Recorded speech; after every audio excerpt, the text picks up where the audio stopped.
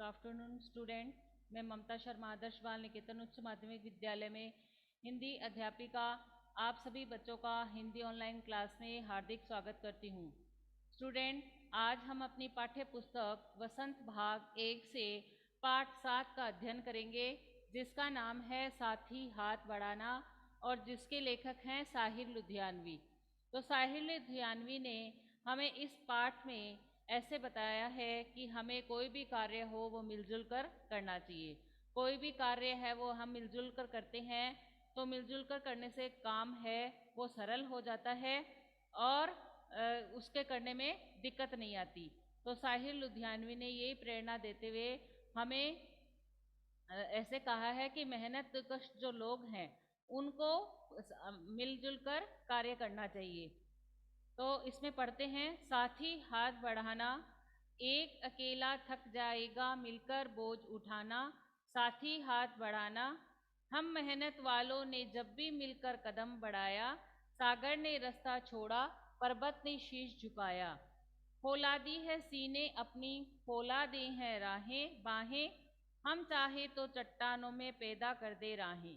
साथी हाथ बढ़ाना, इसमें हमें साहिर लुधियानवी कह रहे हैं कि हमें कोई भी काम हो वो आपसी सहयोग से करना चाहिए। यानी कोई भी काम हो हमें आपस में सहयोग से करना चाहिए, मिलजुल कर करना चाहिए।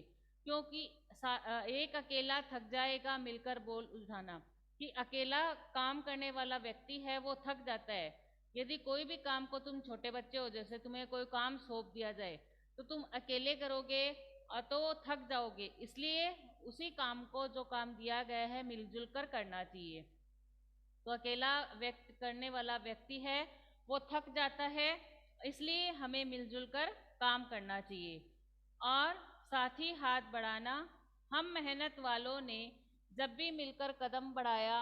सागर ने रास्ता छोड़ा, पर्वत ने शीश झुकाया।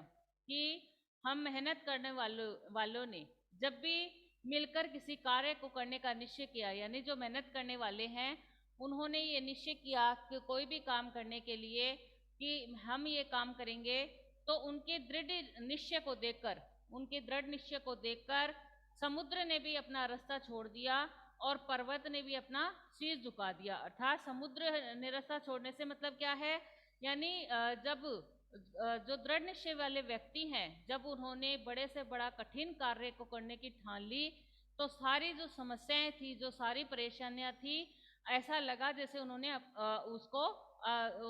अपना रास्ता दे दिया। यानी उस समस्याएं हैं वो अपने आप पीछे हटती गई। क्योंकि व्यक्ति है जब कोई काम करने का निश्चय ठान लेता है तो उसके सामने चाहे कितनी बड़ी मुसीबत आए, कितना ही संकट आए, वह उसका सामना करता हुआ आगे बढ़ता है, डटकर उन परिस्थितियों से मुकाबला करता है जो उसे आगे बढ़ने से रोकती है। तो ऐसा लगता है, कवि कह रहे हैं कि जब जब मेहनत करने वालों ने जब भी मिलकर किसी कार्य करने को निश्चय किया, तो उनके दृढ़ निश्चय को देखकर समुद्र ने भी अपना रास्ता छोड़ दिया और पर्वत ने भी शीश झुका लिया। इसका मतलब बता ही दिया मैंने आपको। अर्थात बड़ी से बड़ी कठिनाइयों को देखते देखते मेहनत करने वालों के सामने है वो आसान हो जाती है। फिर है, हम चाहे तो चट्टानों, बोला दी है सीने अपनी, फौला दी है बाहें। हम चाहे तो चट्टानों में पैदा कर दे राहें। साथी हाथ बढ़ाना, जो मेहनत करने वाले लोग हैं, यानी जो मेहनत करना जानते हैं, उनकी जो छाती और बाहें होती हैं वो फौलादी अर्थात लोहे जैसी मजबूत होती है। और जो मेहनत करने वाले लोग होते हैं वो चट्टानों को भी काट कर भी उनमें रास्ता बना लेते हैं। लेकिन यह सब कैसे होता है, जब हम मिलजुल कर काम करें। यदि ये तभी संभव हो सकता है जब हम मिलजुल कर काम करें, तभी हम क्या कर सकते हैं कि चट्टानों को भी काटकर उनमें भी अपना रास्ता बना सकते हैं। लेकिन यह सब कार्य मैंने अभी आपको बताया कैसे संभव हो सकता है। ये सब कार्य तभी संभव हो सकता है जब हम मिलकर काम करें। अतः हमें कोई भी काम है वो मिलजुल कर ही करना चाहिए। किसी भी काम को करने में हमें अकेला नहीं करना चाहिए, मिलजुल कर करना चाहिए, क्योंकि मिलजुल कर करने से काम है वो आसान हो जाता है। आगे है अपना, मेहनत अपने लेख की रेखा, मेहनत से क्या डरना, कल गैरों की खातिर की आज अपनी खातिर करना। अपना दुख भी एक है साथी, अपना सुख भी एक, अपनी मंजिल सच की मंजिल, अपना रास्ता नेक, साथी हाथ बढ़ाना। लेख की रेखा यानी भाग्य की रेखा, शब्दार्थ है ना अपना लेख की रेखा। लेख की रेखा से मतलब क्या है, जो भाग्य की में लिखा हुआ होता है उसे कहते हैं हम लेख की रेखा। फिर गैर किसे किसके लिए आया, गैर कल गैरों की खातिर की। तो गैर किसे कहते हैं, जो पराये होते हैं ना उनको, जिसे अजनबी या पराये जिसे कहते हैं, हम जिसको जानते नहीं है, तो गैरों के खातिर यानी परायों के लिए, अजनबी अजनबी के लिए। और मंजिल यानी जो अपना उद्देश्य होता है, अपना लक्ष्य होता है कि मुझे इस लक्ष्य तक पहुंचना है, इस मंजिल तक पहुंचना है, तो उसे हम कहेंगे लक्ष्य या उद्देश्य। किसको, मंजिल को। और फिर नेक यानी अच्छा, सही जो रास्ता होता है उसके लिए कहते हैं हम अच्छा या सही। और पहले जो हमने पढ़ा था साथी हाथ बढ़ाना, उसमें साथी कहते हैं मित्र को या साथ काम करने वाले को, जो हमारे साथ काम करता है उसको हम कहते हैं साथी, या जो अपना मित्र होता है, सखा होता है, दोस्त होता है, उसको कहते हैं हम साथी। दूसरा अपना आया इसमें शीश। शीश का मतलब क्या होता है, सिर, सिर जिसे हम कहते हैं। और फिर हाथ बढ़ाना यानी सहायता करना। और बोझ यानी वजन का भार, बोझ यानी जो वजन होता है उसे कहते हैं कितना बोझ है, इसमें कितना वजन है, यानी वजन या काम का भार। फिर कदम बढ़ाना यानी आगे की ओर बढ़ाना। फिर सागर यानी समुद्र। पर्वत यानी पर्वत, पहाड़। या शीश यानी सिर। फौलादी यानी लोहे जैसी, जैसे मजबूत हो उसे हम कहते हैं फौलादी। और बाहें यानी भुजाएं अपनी। और राहें यानी रास्ता। तो ये शब्दार्थ तो थे अपने फर्स्ट पैराग्राफ जो हमने पढ़ा, उसके सेकंड के मैंने आपको बताए दिए हैं। सेकंड के लिख लिए क्या आप लोगों ने, कि लेख की रेखा यानी भाग्य में लिखा हुआ लेख, गैर यानी पराये, खातिर करना यानी के लिए, मंजिल यानी लक्ष्य या उद्देश्य, नेक यानी अच्छा या सही।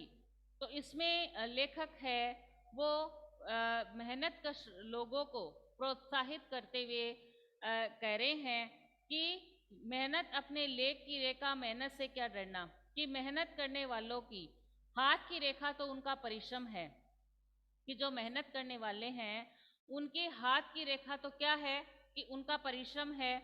इसीलिए क्या करना चाहिए, हमें उस परिश्रम से घबराना नहीं चाहिए। अगर हम कोई मेहनत करते हैं किसी भी काम के लिए, तो ये अपनी लेख की रेखा है, अपने भाग्य की रेखा है, तो हमें कोई भी काम करे तो परिश्रम से करे, मेहनत से करे, तो हमें उसे घबराना नहीं चाहिए। क्योंकि मेहनत होती है वो ही अपने भाग्य का निर्माण करती है। यदि कोई सोते सोते ऐसा चाहे कि मेरा भाग्य बदल जाए, तो वो नहीं बदल सकता। भाग्य कब बदल सकता है, जब हम मेहनत करें और अपने जो लक्ष्य निर्धारित किया है उस लक्ष्य की ओर हम बढ़े, तब हम क्या कर सकते हैं, उस लक्ष्य को पाने के लिए हमें मेहनत करनी पड़ेगी। बिना मेहनत के कोई भी कार्य है वो संभव नहीं है। कल गैरों की खातिर की, आज अपनी खातिर करना। कल जब तक हम परतंत्र थे, यानी हमारा देश भारत है वो गुलाम था, तब हमने मेहनत किसके लिए की थी, तब हम ने विदेशियों के लिए की थी, यानी जो ब्रिटिश सरकार था उसके लिए मेहनत की थी। हाँ, जब तक हम परतंत्र थे, विदेशियों के गुलाम थे, तब हमने उनके लिए मेहनत की। और लेकिन अब क्या है, अब समय बदल चुका है, हमारा भारत देश है वो आज़ाद हो चुका है। तो अब हमें क्या करना चाहिए, अब हमारा कर्तव्य है कि हमें अपने देश की तरक्की के लिए, उसकी उन्नति के लिए, उसको मजबूत करने के लिए अपना जो परिश्रम है वो करना चाहिए, अपने कठिन प्रयास है वो करने चाहिए। क्योंकि अब अपना दुख भी एक है साथी, अपना सुख भी एक, अपनी मंजिल सच की मंजिल, अपना रास्ता नेक, साथी हाथ बढ़ाना। कि अब हमने पढ़ रहे थे कि हम कल तक हमने जो मेहनत करी थी वो हम विदेशी के जब गुलाम थे तब की थी, तो वो मेहनत तो गई हमारे उनके लिए, विदेशियों के लिए। अब जो हम मेहनत करेंगे, आज हमारा भारत देश है वो स्वतंत्र है, तो हमें उसके लिए मेहनत करनी चाहिए। उसके लिए देश को मजबूत करने हमसे जितने प्रयास हो सकते हैं उसमें अपना सार्थक योग देना चाहिए। क्योंकि अब जो हमारी मेहनत है इसका कोई दूसरा लाभ नहीं उठा पाएगा, क्योंकि हमारी जो मेहनत हम जो देश के लिए करेंगे उसका लाभ है हमारे भारत के देशवासी नागरिक और हमारी भारतीय उठा पाएंगे। इसलिए वो कह रहे हैं कि अब तुम्हारी मेहनत का कोई लाभ है वो दूसरा नहीं उठा पाएगा।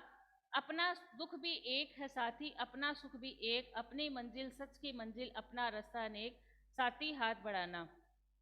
सभी मेहनत करने वाले हैं, उनका सुख दुख समान है। यानी सुख में भी वो क्या है, अपना दुख भी एक है साथी, अपना सुख भी एक, कि जो मेहनत करने वाले हैं उन सबका दुख भी एक समान सबका है और सुख भी एक समान है। यानी ऐसा नहीं है कि सुख में तो वो अलग हो गए और दुख में एक है। सुख में भी वो साथ साथ हैं और दुख में भी साथ साथ हैं। अपनी मंजिल सच की मंजिल, अपना रास्ता नेक। तो अपनी उनकी जो मंजिल है वो क्या है, सच्चाई की है।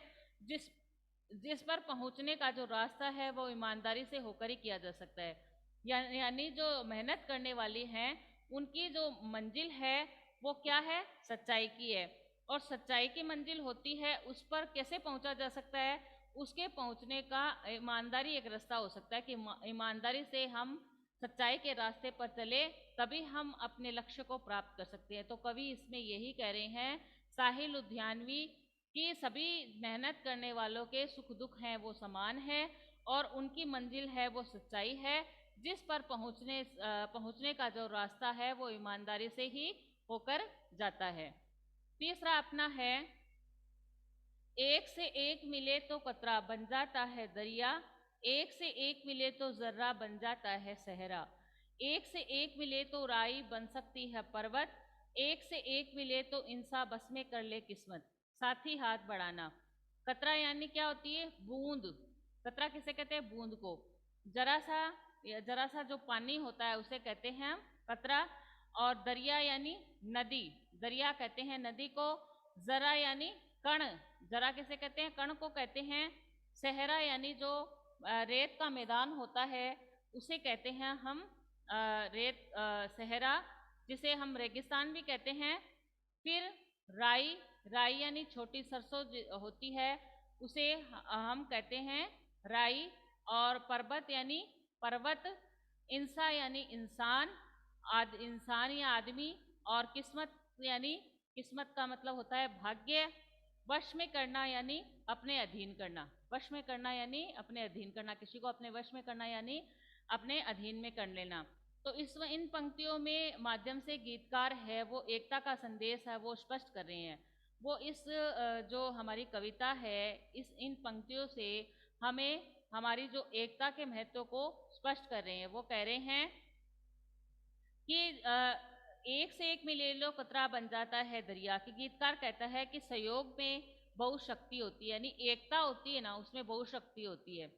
तो उन्होंने इस शक्ति का, इस एकता का उदाहरण देते हुए वो कह रहे हैं कि एक एक मिले तो कतरा बन जाता है दरिया, कि एक एक बूंद मिलने पर वह नदी बन जाती है। यानी एक एक बूंद मिलेगी तो बूंद बूंद से कहते हैं ना कि घड़ा बढ़ता है, वैसे ही बूंद बूंद से नदी बन जाती है। तो अभी इसी एकता को स्पष्ट करके कह रहे हैं कि एक एक बूंद मिलने पर नदी बन जाती है। एक से एक मिले तो जर्रा बन जाता है सहरा। जरा का अर्थ बताया था मैंने, कण। जरा किसे कहते हैं, कण को कहते हैं। तो कवि कह रहे हैं कि एक एक कण मिलने पर ही रेगिस्तान बनता है, कि एक एक कण मिल जाए तो उससे क्या होगा, मिट्टी का एक एक कण मिल जाए तो वही रेगिस्तान बन सकता है, बशर्ते उनमें एकता होनी चाहिए। और इसी तरह से साहिल लुधियानवी ने सरसों का उदाहरण देके ये स्पष्ट किया है। सरसों का एक एक दाना मिलकर एक पर्वत का रूप धारण कर सकती है, कर लेता है, कि सरसों का एक एक दाना यदि मिल जाए और मिलकर वो एक पर्वत का रूप है वो धारण कर लेता है। ये सब सहयोग और एकता से ही संभव है। यानी हमें जितने उदाहरण दिए हैं कतरे का और जर्रा का और राई का, ये सब के किसके उदाहरण हैं, एकता के उदाहरण हैं। ये कब संभव हो सकता है कि जो एक एक बूंद मिलने पर नदी कब बन सकती है, जब वो एकता में रही। और सरसों का एक एक दाना मिलकर पर्वत कब बन सकता है, जब वो सहयोग से रहे। और एक एक कण मिलने पर रेगिस्तान कब बन सकता है, जब सहयोग और एकता से वो सब जरा है, कण है और सरसों है, ये आपस में जब मिलकर रहे तभी ये संभव हो सकता है। यानी ये सब सहयोग और एकता के उदाहरण हैं। इसी प्रकार एक से एक मिले तो इंसान बस में कर ले किस्मत साथी हाथ बढ़ाना।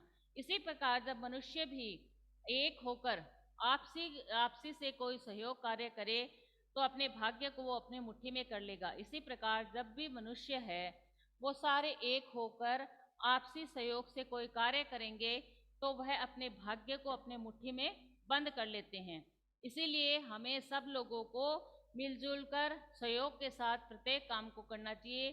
किसी भी काम को अकेले करने नहीं चाहिए, सबको मिलकर परस्पर सहयोग से एकता से करेंगे तो कोई भी काम है वो असंभव नहीं लगेगा, वह संभव हो जाएगा। क्योंकि हमें कोई काम असंभव कब लगता है? जब हम उसे अकेले करें। अगर हम मिलकर करेंगे, मिलजुल कर करेंगे, प्रेम की भावना से करेंगे, आपस में सहयोग से करेंगे तो हमारी जो काम करने की क्षमता है वो भी दोगुनी हो जाती है, उसमें भी उत्साह आ जाता है और सब लोग हैं वो प्रेम पूर्वक खुश होकर वो उस काम को करते हैं। तो ये तभी संभव है जब हम परस्पर सहयोग से मिलकर रहे और एकता के साथ रहे, तभी हम किसी भी कठिन काम को कर सकते हैं। तो साहिल लुधियानवी ने हमें इस चैप्टर में, इस पाठ में हम सभी को मिलजुल कर सहयोग से प्रत्येक काम करने का संदेश दिया है। तो स्टूडेंट, हमारा जो चैप्टर है साहित्य हाथ बढ़ाना, ये कंप्लीट हो गया है और इसमें इसके जो क्वेश्चन आंसर है वो मैं आपको भेजूंगी। इसकी जो प्रसंग और व्याख्या है वो मैं आपको भेज दूंगी। इसमें अगर कोई आपको दिक्कत हो तो आप मेरे से पूछ सकते हैं। किसी को कुछ पूछना है क्या? नहीं पूछना? Thank you. Have a nice day.